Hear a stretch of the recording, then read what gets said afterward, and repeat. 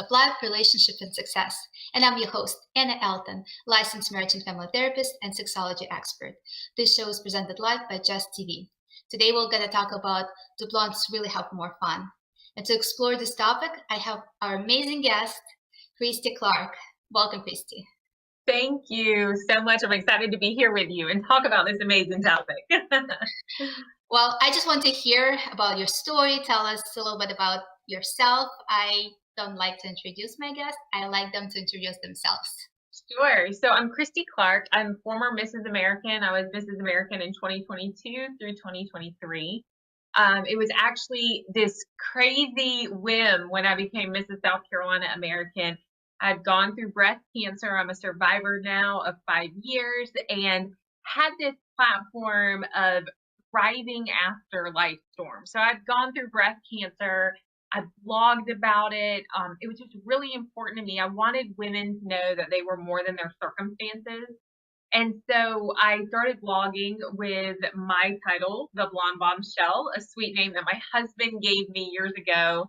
And that's really where it came from. And then I had this platform which catapulted me to do a pageant. And I thought, well, this will be fun. I've never done something like this. What a great thing to do as a married woman. And so I did. And then was so honored to take home the national crown as Mrs. American. So it was amazing. That's a great story. I love that. And I was watching your year. You were amazing. And again, with such an important mission, right? Breast cancer. It's Absolutely. Something that so many women are being affected. And then again, being blonde, not being serious enough, right? So actually support so many women. So let me ask you, being blonde, trying to be, or, having a serious mission, how do you feel like people were perceiving you? Like, is there any stereotypes you had to overcome? Is there anything that comes to mind? Yeah, well, being a pageant girl at all, I wouldn't consider myself a pageant girl, but then when I did this and had the great crown and sash, of course there was already stereotyped, and then you're blonde on top of it. So it was, that ditzy sort of, does she actually know what she's talking about? Does she actually have a platform? And then as I stood up there and talked about my platform, it was almost as, oh, wait a minute. And then people wanted to hear about it. Because you're right, 1 in 8 women are going to be diagnosed with breast cancer. So this is a very serious topic and one that we should all be listening to. So yeah, I think that there was that, oh, pageant girl number 1, oh, blonde pageant girl number 2. There's definitely that stereotype. And I feel like, were you a queen during the whole Barbie movie, or no?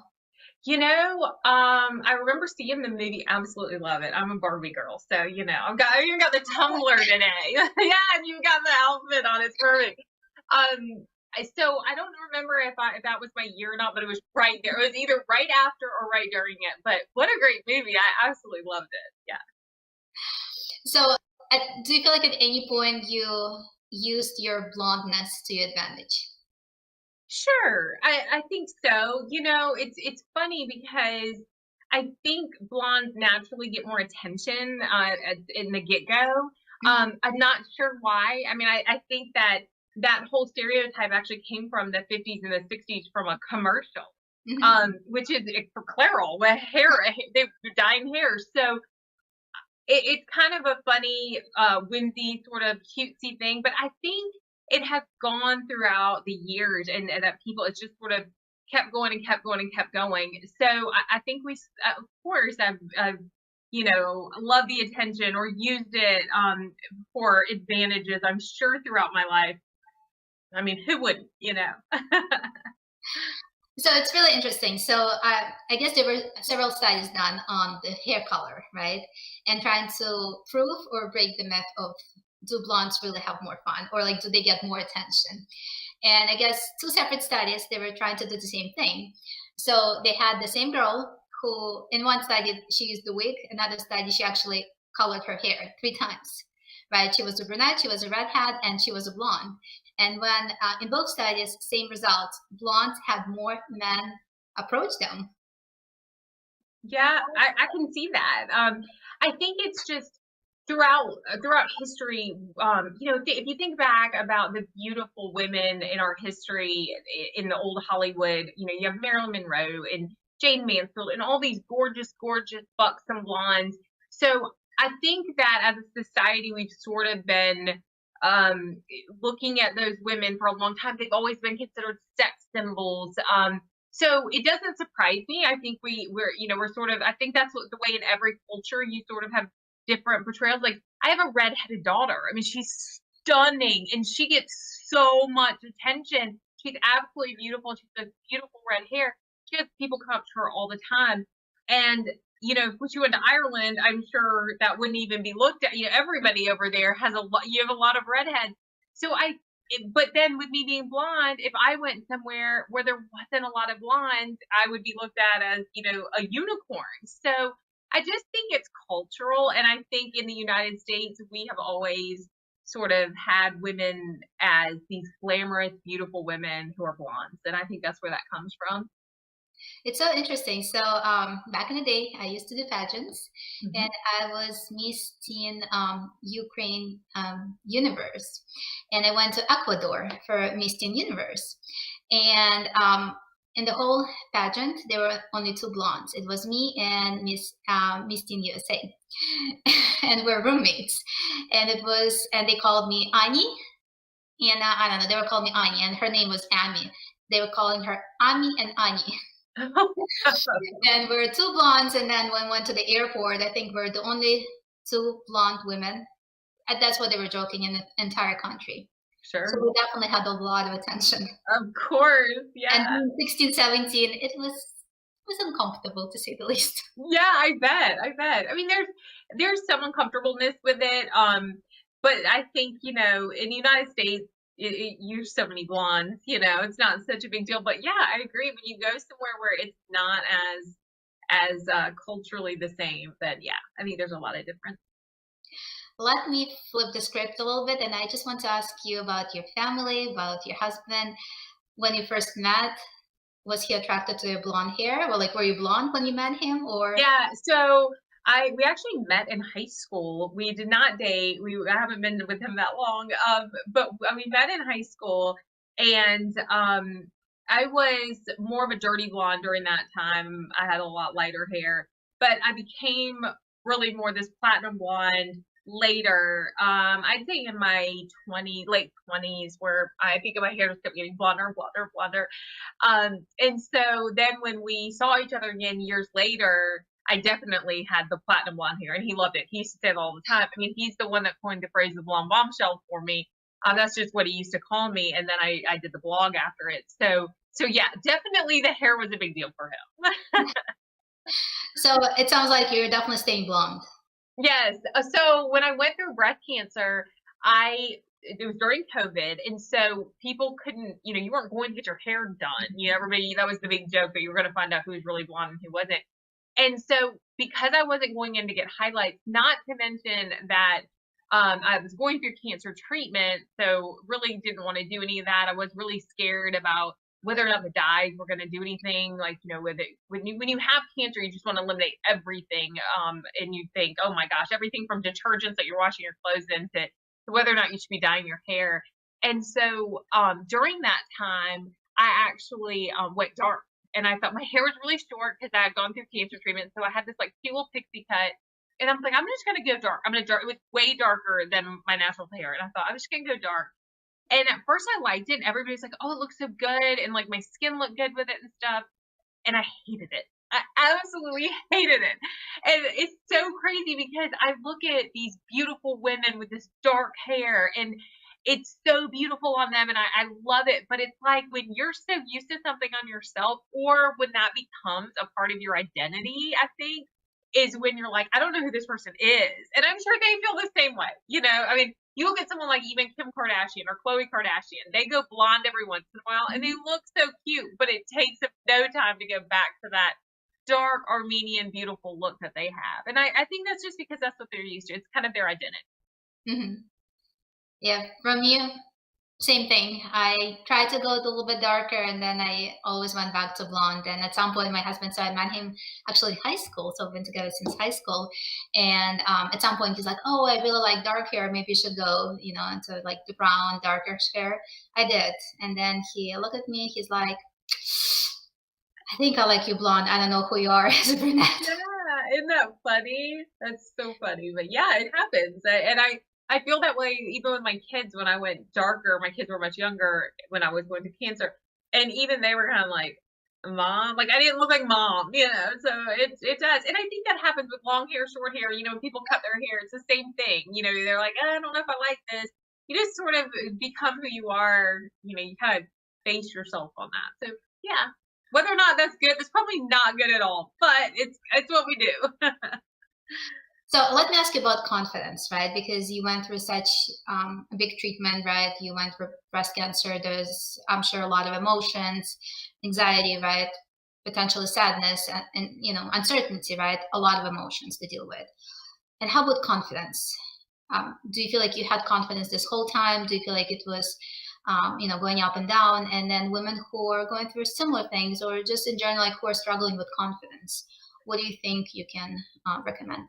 Yeah, so yes, I think going through any life storms, whether or not it's cancer, a divorce, something, anything you're going through that kind of knocks you down or changes the way you feel about yourself, it's always hard. I can tell you that when I was going through this, I told myself from the very beginning, my big word was grace. And I said, I'm going to handle this with grace. That was important to me because I wanted my children to see that. It was important for me that my daughter see how a woman can handle something, my son to see how tough and strong women can be. So I sort of gave myself the permission to just be fierce with this. And I thank God for that, because if it wasn't for him, I don't think I would have ever gotten through this and had the confidence I did. I now know why I did. I'm supposed to be on this side telling women about this.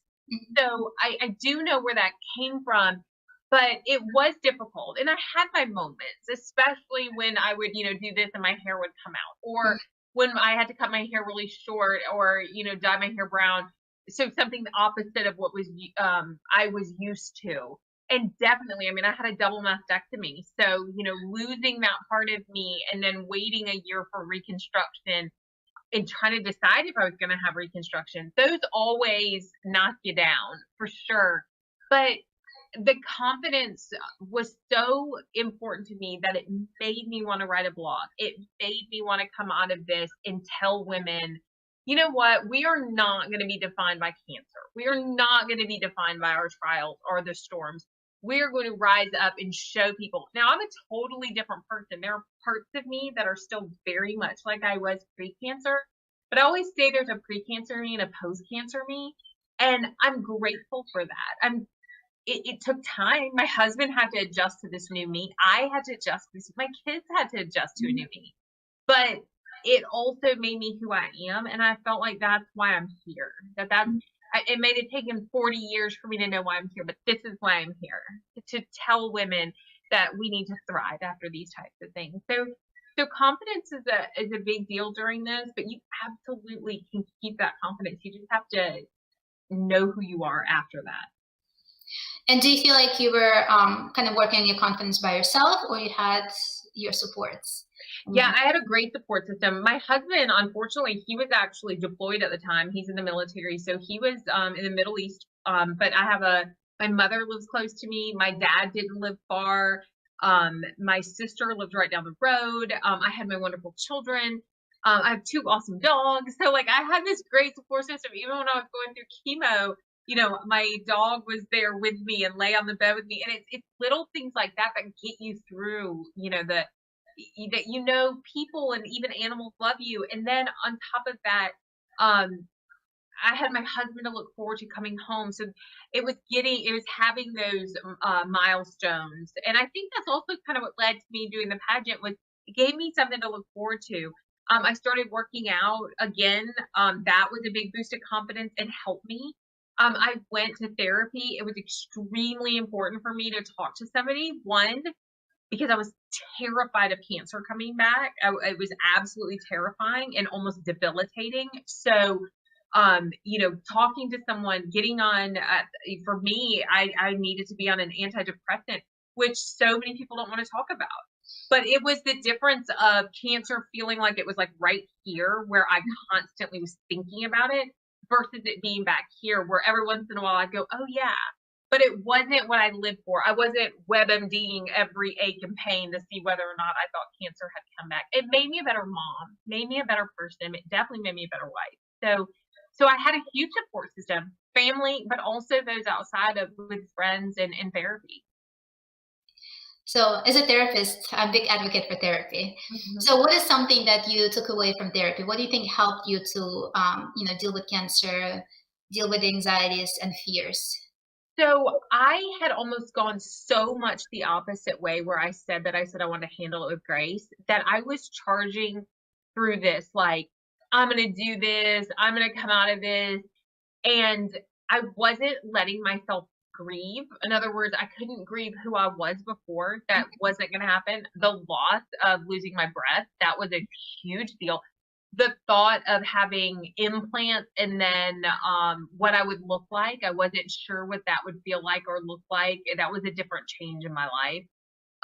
So I think taking away that it was okay to be somebody else after cancer, keeping some of who I was, but also feeling confident in who I was and allowing myself to grieving going through cancer. That's a big deal. And I wanted to be so confident in it. I wasn't giving myself a chance to really grieve what that meant and be scared, that it was okay to have those moments of that vulnerability. I think that was a big takeaway. Mm-hmm. Well, all emotions are okay, right? As long as we're able to express them and process them in a healthy way. Right. So let me ask you, how about pageantry? So, you're going through this difficult time and then you decide to go into pageantry. Is pageantry something you've done in the past and you decided to go back to have this purpose, or it's something that you tried for the first time? So I had done it one time when I was around 15. I was in a Miss Teen USA system. And I did that. Absolutely loved it. It was so fun. But it was one of those things that I was like, well, that was fun. And then I went on at 15, I played fast pitch softball and did all these things. So it was like, okay, that was fun next, and never really gave it much thought. I liked pageantry. I loved watching it on TV and always thought it was neat to follow who the people were. But never really gave it much thought. And then it was sitting here going through this blogging and then saying word platform. Well, I was talking to my husband. I said, well, I really have this platform. And all of a sudden I was like, platform? That's kind of like pageants. And I Googled, I wonder if they still have the Mrs. South Carolina pageant. And sure enough, they did. It's in the America system. Absolutely amazing. And so I did that. And who knew that would lead to the national title? So yeah, it was sort of not really a first time, but pretty much a first time. Love that. So what was your favorite experience during the pageant year? Like when you were Mrs. South Carolina, when you became Mrs. American? Yeah, so I would say my favorite thing was all of the amazing people I got to meet. And it wasn't celebrities or walking in New York Fashion Week. All those things are boxes you get to check off and how much fun it is and in once in a lifetime opportunities. It was sharing it with my family, and it was really and truly being at things like I got to lay the wreath at Arlington on Easter Sunday at the Tomb of the Unknown Soldier. It was absolutely breathtaking, such an honor. I got to go to Walter Reed and go to the cancer ward there, speak to the true heroes in the military who are going through cancer. It was those moments, and it was those people that I got to meet that were just exhilarating. Like it was absolutely humbling to be able to meet people like that. Veterans, World War II veterans, those veterans, from the Gulf War and all throughout Korean War, everything. It was a very humbling experience. Absolutely love that. I love that. And with all the glam and dresses, I'm sure you still. Oh, the glam and dresses is absolutely up there as one of the hair and makeup. You cannot top it. Like if you have a hair, which I do, her name is Chelsea Sorrell, and she is fabulous. And I take her even now places when I go speak. I'm like, Chelsea, are you available? You gotta come, because when you find that one person, you're like, please come glam me. There's nothing like feeling beautiful and elegant and like you are on the top of your game. So absolutely, the gowns and the glam, you can't beat it. And I feel like with Mrs. America pageant, the big moment for them is the Elvis Presley suite, right? Yes, that was incredible. My daughter was so jealous. My daughter is an old soul and she absolutely loves Elvis. So she's like, Mom, because I've gotten to go to the Elvis suite now 3 times, and she's like, I've never gotten to go. But she absolutely thinks that's amazing. And it is beautiful at the Westgate. To know that he headlined there, to be on the same stage that Elvis Presley was on, it's just incredible. But the Elvis suite, all the glam and the pictures, I wore this amazing Giovanni jumpsuit with feathers, and it was just so cool. I felt like Elvis, and you sort of go back in that moment of, wow, I'm an old Hollywood girl. So anytime that I can be in anything old Hollywood, I'm taking it. So it was great. I love that. And then you went back on that stage for Mrs. World, right? I did. And you know what? Crazy enough, if I remember correctly, I know for a fact there was only one blonde in the top 15. And everybody else were brunettes, which was shocking to everybody because there's always blondes, so I kind of felt like, all right, they must have gotten the memo of there's too many blondes. So you could see pageantry, they changed for a little bit where it was always, this person's going to win because they're a blonde, or, you've got all the blondes up there, it's never going to be a brunette. So I think they were, not in that particular one, but I think in pageantry in general, I think that for a while there, they were trying to be a little more diverse for that because it was always the blonde girls. I guess they were trying to be a little more serious, right? Yeah. Blondes, especially last year, they made it back, right? Like there's a lot of blondes all the Yeah. And it should be that way. I don't think that we should base it on hair color. It should be who's beautiful and who's up there and who stands out, absolutely. And I know before you joined the show, we had a little chat, and I know you shared about all the amazing things you do. So you told me about your book. Can you tell our viewers about yeah. So during that time that I went through breast cancer, I wrote a children's book called Finding the David Within. It is my story, my journey. That's the little puppy that was there with me. It's my journey and my story, but really it's for children to help them navigate when a parent or a family member is going through cancer, or really anything that they have. It's just from the perspective of the mom, and this being me, having breast cancer. But I wanted children to be able to really know what that was like. In a good way, it's very hard for parents to share those types of things with children. So sometimes it's better if you just read it and you can share it that way where you're not having to explain so much. So, and then there's some discussion questions even at the end, which helps with families to be able to talk about those hard conversations. How about your kids? Did they help to write this book? Did they give you any ideas? They gave me a lot of ideas. I mean, they're the ones that are in it. We talked about it. They were so funny. They were very critical of certain, like, oh, Mom, I don't like this on me, or make this outfit, things like that, the illustration stuff. But they were absolutely wonderful during the process. They thought it was really neat. It was just very important to me that when I talked to my children, I was very transparent. I wanted to be transparent. I didn't want to lie to them. I didn't know if I would survive cancer at that time. So I wanted to say, this is what I have. I didn't want to scare them, so we didn't go real deep into that. We kept it very much at their age level. But it was important to me that they were a part of it, that they were a part of my hair falling out, that I didn't hide that they were a part of my cancer treatment, that I wasn't hiding that. I kept it so it wasn't scary, but I wanted them to be a part of it because I find a lot of times when you hide things, it becomes much scarier to children than if you just explain it to them and say, how much of this do you want to know? And let me share a little about this with you. And they were awesome during it. And then they're a part of my journey with me speaking around the country. So I bring them with me to most things. So it's great to have them along and be able to share in all of that. That's amazing. And what are the ages? They're now, tomorrow, Belle will be 14 and my son is 10. So at the time they were 8 and 5. So yeah. So Big, happy birthday. big difference now. Now they can travel and do all the fun things. I love that. And how about your daughter? Is she planning to go into pageantry or no? Or You know, she did a pageant. She wanted to do it right after she saw mine. You know, she was like, okay, I'll do this. She liked it. It was like, okay. I think it was sort of like I was at when I did the first one. It was like, okay, that was fun. But she is an incredible catcher. She's a fast pitch softball player. She's a catcher. She's amazing. And that is her thing. So if I am not doing something with speaking or talking about this type of stuff, then I'm at the ball field watching her. So, yeah. I love that. So, as you mentioned, you speak, right? You travel around the country. So, what are some of the speaking engagements that are coming up, or like what is one of the speaking engagements that really comes to mind? Well, I MC a lot of events, having been Mrs. American, and then having the platform that I do. I have been fortunate to be able to do that. I just recently MC'd on the American Veterans Gala, which was amazing. There is a Veterans Parade Foundation that they do in November in DC, and I was asked to be their MC. So I was down at Mar-a-Lago doing that, and in April I'm heading back there for the American Patriots Gala. And then I'm speaking at Truth Seekers Conference in Miami, Doral.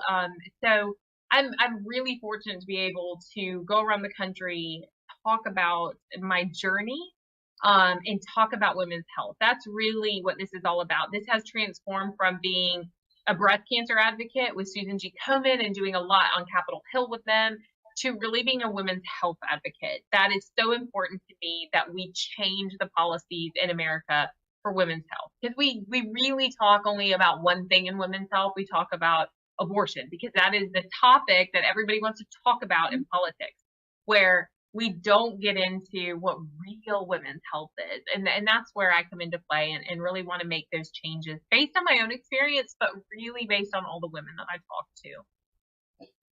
So, and if you think of like giving any advices to politicians, what do you think they should be paying more attention to? I think they need to stop talking about that one particular issue. I agree abortion is a very big issue. Whether or not whatever side you're on for it, it's a big issue. However, it's not women's health. And I wish they'd stop putting it in that category. And what they really need to do is look at what women's health is. The number one killer of women is heart disease. And yet we don't hardly ever hear about that. Number two is cancer, with breast cancer leading that. That's huge. And in all of those, if you even just take the cancer component, in that comes things like having a hysterectomy, because they tell you to have a hysterectomy after certain things because you don't want to have estrogen producing if you have an estrogen positive cancer. And we could talk about this for days. But let's just take that little bit. If you do that, then you have intimacy issues, or you have women's health issues that go along with not having estrogen. So then you have to go to the doctor to do that, and you're kind of building on all these issues. But the problem comes in where insurance isn't covering that. It's not covering preventive type things. It's the big pharma argument. So we really need to tell politicians to take a step back and look at real women's health, because we're not dealing with what women's health actually is. We could make so many changes to that. And I promise you, the politician that changes women's health is going to get all the women votes. I mean, it's a no-brainer. We need better health care for women. We need preventative care, and not waiting until something happens to then have to go through everything like chemo and radiation and things like that. Mammograms, get your mammogram. I'm all for it. But the mammogram system, the mammography system is outdated. That is an antiquated thing where you go in and it presses on you. You can hardly see whether or not you have breast cancer. You still have to go through the MRI, all that kind of stuff. It's antiquated. We have better ways that we should be doing things like this for women. So let me shift gears a bit more, and let me ask you about the relationships. So you and your husband. So what is kind of one thing that helps you going? You went through a lot as a family. So what would be some of the advices? How do you overcome challenges as a couple? Well, not only having gone through this, but he's also deployed again. So he deploys often, and so he's gone. So for us, it's FaceTime's a lifesaver. We can communicate and see each other. visiting each other. I took the kids there over Christmas so we could all be together. But I also went before that where it was just me. It was important to spend those times together, exploring a different country. And you don't even have to go as far as going to a different country. You know, you can explore your own city. You can do things like that. It's that keeping that friendship. He's my best friend, so it's keeping that friendship. He was with me. He always calls himself the content husband because during Mrs. American, whenever I went anywhere, he was the one taking the photos. And you know, he never complained. It was never, oh gosh, or somebody asked him for a photo, or oh, she wants a picture by this. Oh, here she is with her sash. And he could have, and he didn't. He let me shine in that light. And I think that that is what's so important is that he took that moment for me and that year for me, and he let me shine. I think that is the key because then I can do that for him when he has things. We should all be uplifting each other, whether it's girls and girls, you know, uplifting each other, girl power type thing. And then romantic relationships where it's perfectly okay for your spouse to shine in a light every once in a while. It's great. It makes us all feel good. So he was the supportive husband, right? Absolutely. Absolutely. Yeah. Any challenges for him, or he never voiced any challenges that he? You know, I think not really. Not in the pageant thing. He always thought that was great. I think the hardest thing for him was if he wasn't around. Like for right now, he came down. He actually flew home and went to the veterans gala that we did because obviously it's for veterans, so we knew that'd be special. So we brought him in for that. But going back to Mar-a-Lago in April, that's hard for him because he won't be there. And so I think that those are the hard things. He likes to be with me at things. He thinks it's great when I MC, very supportive. He also steps back and lets me do things. He's not like, you know, right up there. He just kind of lets me do my thing.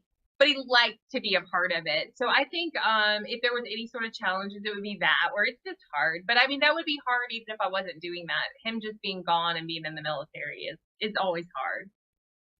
So he's been in the military the entire time you were being married to your husband. Yes. Mm-hmm. And is he always gone? Kind of like, how did it look like? So no, he's been gone most of our marriage. Not like all the time, but he's been deployed. We are a blended family. We got married. We got married right before I was diagnosed with breast cancer. So our entire marriage has been breast cancer or him being gone. It's been crazy. So you know, we actually work well that way though. You know, with him being gone, I think you find your person, and that's my person.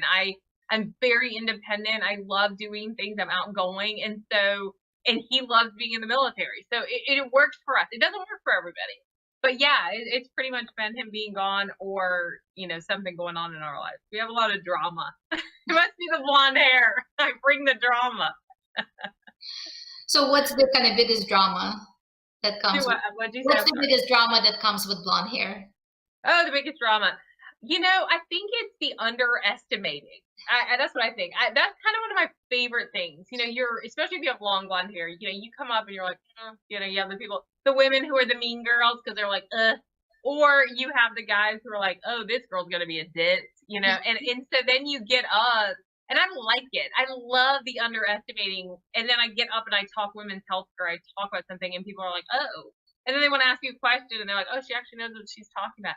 I've worked in policy and legislation for a long, long time, basically my whole career, health and human services and in hospice and women's advocacy. So it's great to be the underdog and like, okay, well, go ahead and challenge me with that. I like that. I think it's great. I think the stereotype is always that you are ditzy and a blonde and you're not going to know what you're talking about. But when you make a real impact, when you have something to say, I mean, you know, what else can you do?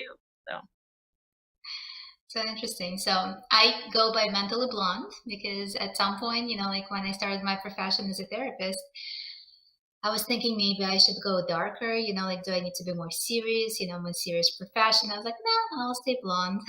I like it. Yeah. I mean, you know, blondes have more playfulness. I think that's where it comes from. It's that kind of fun loving playfulness, fun. And then, you know, you've got somebody who's really smart like yourself and you're talking these things and then people go, oh, you know, I mean, you always have the ditzy blondes who sort of play into that. And I think that was kind of fun in your 20s. You know, I remember those days. But then you grow up and it's like, it's funny that your thought was maybe I should go dark to be taken more seriously. Because I think that's exactly the stereotypes of things. You know, I talked about my daughter having red hair. My son has red hair as well. And they have a beautiful shade of red. But I cannot tell you how many people, especially when she was really little, they would come up and almost like what they would want to touch their hair like it was like magical or something. And so, you know, redheads have that sort of, ooh, because there's only 2% of the population who are redheads. And then blondes have that whimsical and that playfulness and fun. And then you have brunettes who are taken more seriously. So it, you know, it's just kind of funny. So I think the best thing is to be the look of the ditzy blonde, but you come out pretty dang fierce. How about color? Like, do you usually go for like certain colors or no? Like, do you have your pinks or you like to be serious? Oh, like when I for dressing? Mhm. Yeah, no. So I like black. I wear black a lot. I think the blonde hair always looks good on black. I like anything that looks very old Hollywood, like I said, but I love pink. Which was weird because when I went through breast cancer, I hated pink for a while because everybody gives you pink, and so I was like, "Ugh," but it's always been my favorite color. Um, but you know, I just started getting into red. I never really wore red before, and I started wearing like a couple of my gowns are red. I really like this, and then that's really shocking. You know, when you're a blonde, you got red on. You know, you're like you're kind of crazy. Then you got that little sex appeal going. But I like color a lot. But I don't try to dress conservative. I'm not an over conservative person. I wouldn't say that I'm not modest or that, you know, I'm flashy as far as that, but I love sparkle. I love anything with like glitz and sequins and all that, and I like dressing fun. Like I'm the tall shoe, I'm tall boots, tall heels girl. So yeah, you won't usually find me extremely conservative. I love that. So let me ask you, with everything you're doing, what's next for you? What are the goals? Where do you want to be, let's say, when you grow up, right? In 5 years, in 10 years? Yeah, right. I'm not ready to grow up yet, but when I do, I think, you know, for me, I've got a show that I'm working on right now. It's a little hush hush, but we're hoping that it gets going, and we're excited about that. About women and empowering women. And then, you know, I've hung up the pageant heels. You know, my it's over here, my crown, my sash, everything. Those are hung up. They're in the archives. And now it's just speaking, really making a difference for women in healthcare, and hopefully making those changes, those real changes. Everybody teases me and says that I should run for office. That and I'm like, I don't, I like this side of things. I don't think I can. I don't think I can do that. Although it'd be pretty funny because I bet they underestimate me with this blonde hair. But still some MC and events and doing things like that, making a real difference. So that's what I think I'm here for. So that's what I'm gonna keep trailblazing and doing. So let me ask you, how about 5 years ago? Did you even imagine, envision yourself being in pageantry, like doing what you're doing right now? Absolutely not. No, no. I was perfectly fine. Had a great career. Was successful in what I was doing. Had just gotten married. Again, was divorced and gotten remarried. Had 2 children, 3 stepchildren. Absolutely great family. Living a life in South Carolina. Um, have no regrets about any of that, but had no idea the world that would break open when you really come into yourself. And it did take going through something. It really did. I mean, that's why. I mean, I'm a Christian. I'm a conservative. That's why finding the David within was named that, because I really felt like it was a David Goliath story for me. It was that slaying the giant, and which was cancer for me. And so I never thought I'd be writing a children's book. I never thought that I would be speaking. I certainly never thought that I'd be meeting with presidents or at his home at Mar-a-Lago or wherever. I never thought any of that would happen as me being a speaker. But you know, God had much bigger plans, much different plans for me, and they were big and they're huge, and I love it. And I don't know how long it will last, but I know that I am where I'm supposed to be. And so 5 years ago was much different for me, and that was wonderful. I'm just glad that I also stepped into this new life. So, and with the children's book, where can our viewers find the book? On Amazon or Barnes and Noble. Yep, you can find it there. Again, it's called Finding the David Within. And it's just it's a great, if you know anybody that's going through anything like that, cancer or any sort of that's me and my husband telling my children, but anything like that, it is a really great tool for them to use with talking with children. It's a great way to kind of break the ice and talk about life stories like that. So at which point did you decide to write this book? Because, in therapy, usually, journaling is something that's helpful, right? To cope with uncertainty, to cope with stress, to cope with anxiety. Like, was it during the treatment? Was it after you went through this? I started writing it as I was going through the treatment, just sort of kind of jotting things down. I'd always wanted to write a children's book for a really long time, but it was always kind of like, oh, I don't know, like I don't know what I'd write about, that kind of thing. And then I was like, this is it. And I think it was talking so much with my children and seeing that I wonder if other people have, and I had so many people reaching out to me via my blog that it was like, okay, there are people that like, how did you tell your children? How much did you tell your children? Those types of things. And I thought, you know what, maybe there's a real need for this. I find it very easy to talk with people. Not everybody does. So even when it comes to your children, that can be very difficult. So I just wanted to give insight onto helping those that were having some problems with that. And with your blog, what kind of insight do you share with your readers? So my blog is all about everything that I went through, and I try to help women navigate breast cancer, particularly in that blog. What to ask, your plastic surgeon if you choose to have reconstruction, what to look for in a plastic surgeon, what is chemo like, what are some of the things that I use that help with, I didn't have any mouth sores or like my nails and things like that. I mean, it's crazy stuff you don't even think about, your nails getting bad or being real brittle, and tea tree oil is really great for that. So there's a lot of things where what I was finding was I really just needed, doctors are great for telling you things, but normally they've never gone through it. And I really wanted it from a woman's perspective of what that's like. And I wanted them to tell me, I was grabbing onto everything from anybody that I knew that went through it. And so it's from my perspective on what helped me so that women could look at it and go, okay, I need to get this, I need to get this, or okay, I do wake up and I feel like all I'm doing is WebMDing this. Like, this is not crazy. Other people do this. Don't do that. But that is definitely something that we all go through. And I wanted it to feel like a community that, you're not alone. You feel very alone in those moments. So, but you're not alone at all. So when you were going through a treatment, where did you get your information? So I know you talked to your doctors. Did you talk to other women who were going through the similar thing? Like, where did you get all this information? Yeah, so it was mainly where it was very difficult to get, which is why the blog is so successful. But it was women that I talked to. Mm-hmm. I was asking for any advice, so I sort of compiled all this stuff. Then I was writing it in real time. That was important because I didn't want to miss anything, and I wanted my real feelings to be there. So it was through some doctors. It was through lots of women that I had spoken with. It was my own experience. It was talking with my therapist. So it was written from many different perspectives of just sort of a place that women could go and find that information. And that's at KrisdeeClark.com. So it's very easy to get.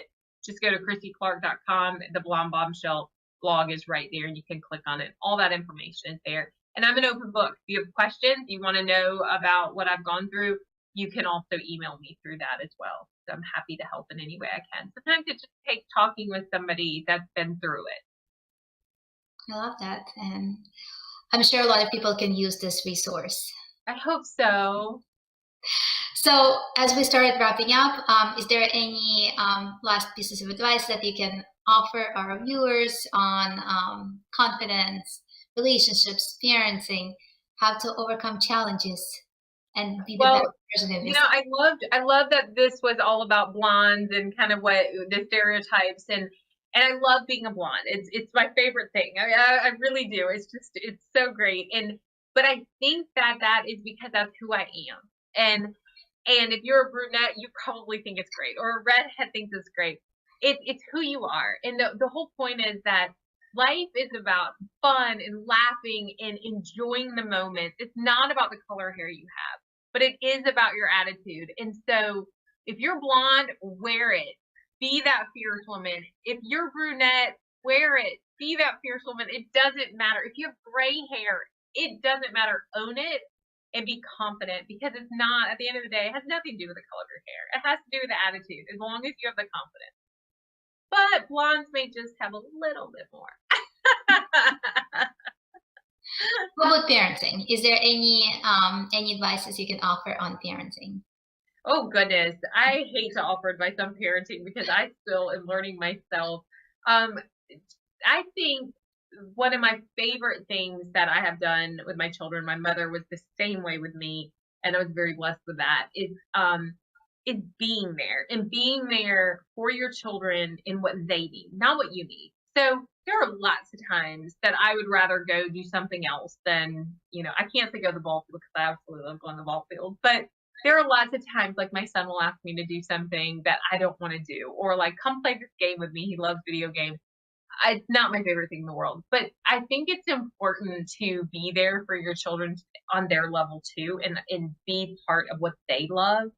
Because you're growing that. They're not going to be spitting images of you. And so it's really cool when your child finds something that they love and that they excel at, and you're like, wow, this is cool. Like, I never thought about this, but he's really great at this, or she's amazing at this.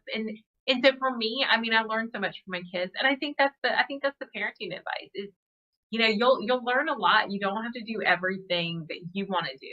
Branch out, do something your kids want to do. Awesome, thank you. How about relationship advice? That's it, I promise.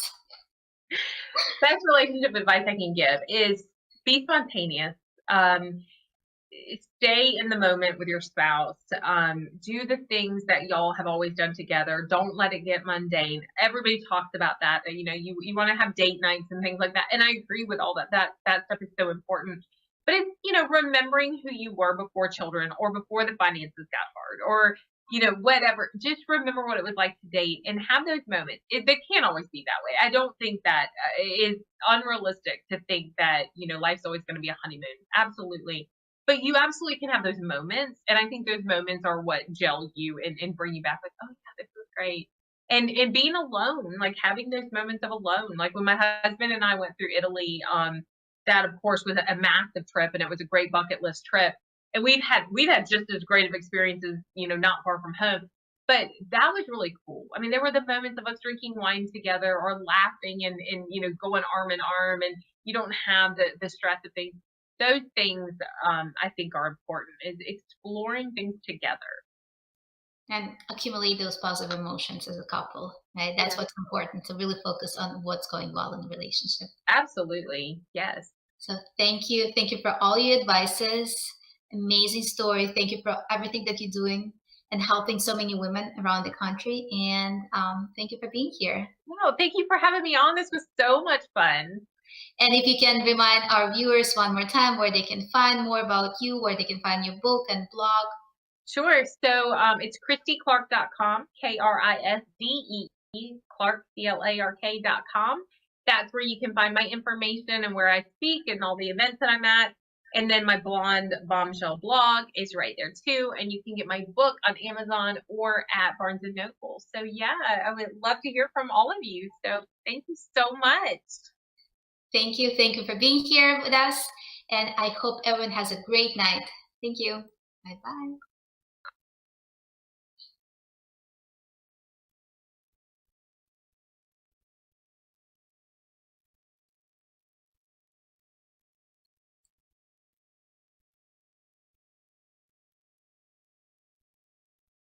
So I guess we'll continue live.